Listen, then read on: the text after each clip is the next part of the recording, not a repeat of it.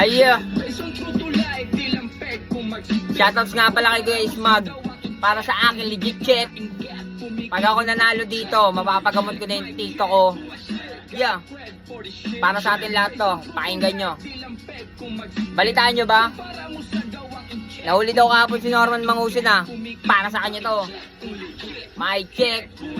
Ang palaging sinasabi sa kada ako'y sasalang event man o piyesta yan, yung aming pupuntahan pinag-usapang lapagan para dadari ng mga iba't ibang banatan na sulatan.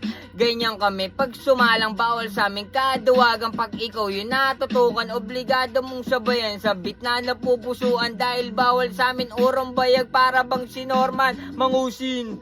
Yun nag-iisang pangalan na gusto natin mahuyo sa dami ng kalokohan. Di natin dapat gayahin lalo na sa kabataan. Yung mga gantong gawa ay magsinwalis sa ngaring makatusok yung palusot hanggang tumagos. Sa mga kababayan nandun sa abroad, nagdodoble kayod, nagpapakapagod para lang sa pamilya merong maabot. Labag man sa kalooban nila mapag-iwanan, pero dahil sa kahirapan pilit na lang silang sugal. Yung kapalarang ditiyak sa kabila na meron taong pinagsasamantalaan sila sa pambubudol na paraan. Check!